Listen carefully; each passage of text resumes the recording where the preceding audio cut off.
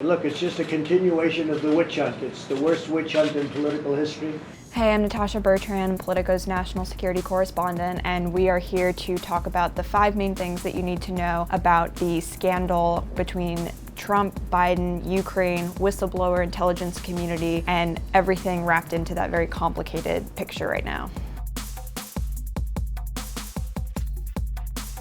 The allegation is that Joe Biden had pressured Ukraine to have the prosecutor general fired because the prosecutor general was allegedly looking into Joe Biden's son at the time. But there's not any evidence to support the idea that the prosecutor general was actively looking into Joe Biden's son. The president called Volodymyr Zelensky at the end of July, and it was during that phone call that the president asked Zelensky about 8 times to launch an investigation into Joe Biden. But we learned that Trump had actually ordered those funds to be withheld from Ukraine prior to that call with Zelensky. Biden responded initially when news came out that Trump had in fact pressured Zelensky to investigate him. Trump's doing this because he knows I'll beat him like a drum.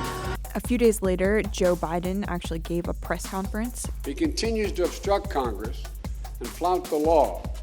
Donald Trump will leave Congress, in my view, no choice but to initiate impeachment. Rudy Giuliani is the president's lawyer. One of his main priorities has been to encourage the Ukrainians to launch this investigation into Joe Biden. He actually met with one of Zelensky's top aides in recent months to discuss the possibility that they could look further into Joe Biden.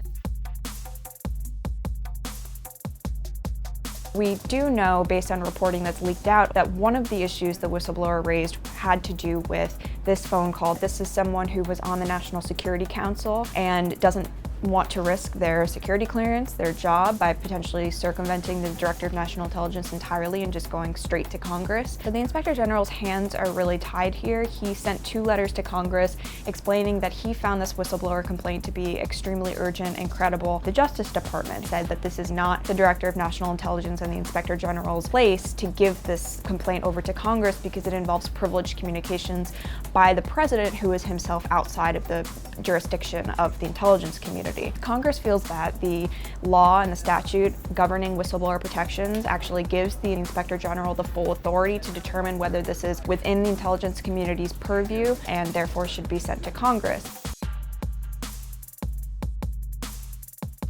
So at first he said that he withheld the funds because he believed that Ukraine had a corruption problem. It was largely the fact that we don't want our people, like Vice President Biden and his son, creating to the corruption already in the Ukraine. And that Ukraine had to really clean up its act before it was going to get any more assistance from the United States. But now he seemed to have changed his tune a bit. My complaint has always been, and I'd withhold again, and I'll continue to withhold until such time as Europe and other nations contribute to Ukraine, because they're not doing it. There's no international obligation for any other country to give funds to Ukraine. He ultimately did in fact release a memo of that conversation. During a bilateral meeting at the United Nations, reporters asked Zelensky whether or not he had been pressured by Trump or felt pressured by him to open this investigation.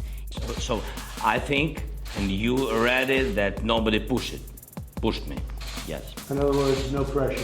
During the Russia-Mueller investigation, everyone was looking for that kind of smoking gun. Everyone was looking for that phone call that Trump may have had with Putin saying, help me dig up dirt on Hillary Clinton. Now what lawmakers are saying is that this is actually an even more clear-cut example of the kind of smoking gun that Mueller couldn't necessarily uncover about Trump's willingness to work with foreign governments in order to help his own re-election bids.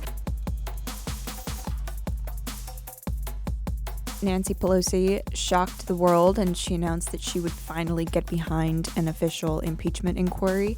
The president must be held accountable. No one is above the law. It's become clear to people that Trump might be exploiting the powers of the presidency to essentially bully foreign countries into helping him with his re-election. It's not just a request when Trump asks Zelensky to do something. It's saying, you need to do this or else the United States is going to remember it and we may take action against you.